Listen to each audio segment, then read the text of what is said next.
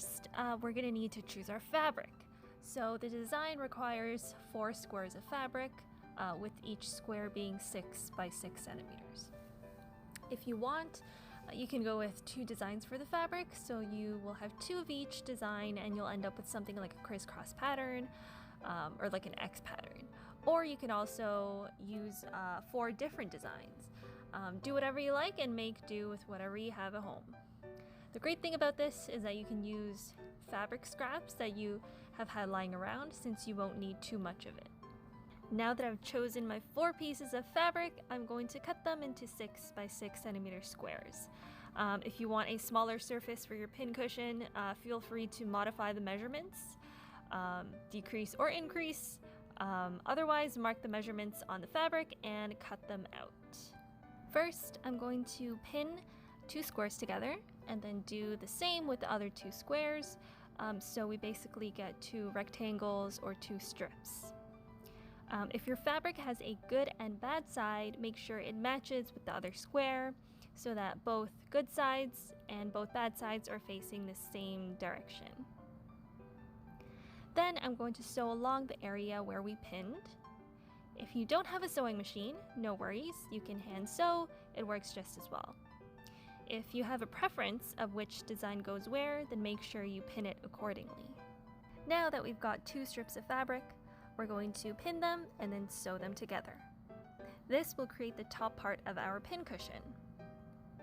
Again, make sure the good sides of the fabric are all facing one direction and the bad sides of the fabric are all facing one direction. If you make any mistakes, don't worry too much, it will be hidden inside the cushion. Since we will be flipping it inside out later, the stitching will be hidden on the underside of the fabric where no one will see. Now that we've got our top part of the cushion done, we're going to cut a piece of fabric for our bottom part. You can pick any piece of fabric you want. Take the top part you stitched and lay it over the fabric you will be using for the bottom part. You can mark it with a pen like me and then cut it, or if you're good with scissors, which I'm not, you can directly cut it. If you do that, you may want to pin the 2 pieces of fabric together to prevent them from moving around. Next, we're going to pin the top part and the bottom part of the cushion together. Since we're going to be flipping it inside out, make sure the bad sides are facing outwards towards you and the good sides are facing inwards. Then we can get to sewing. So we're going to sew these 2 pieces together. And please, please, please remember to leave a little hole big enough for you to flip the fabric inside out and for us to add the filling.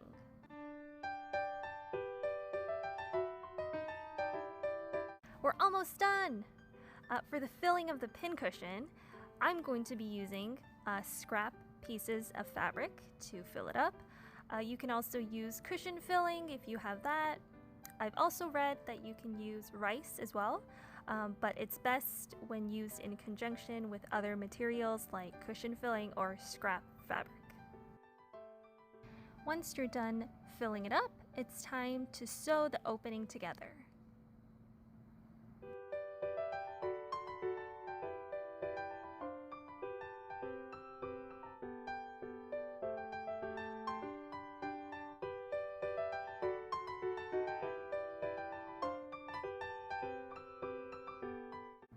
And you're done! Wasn't that super simple? Now you've got a cute and functional pincushion. Yay!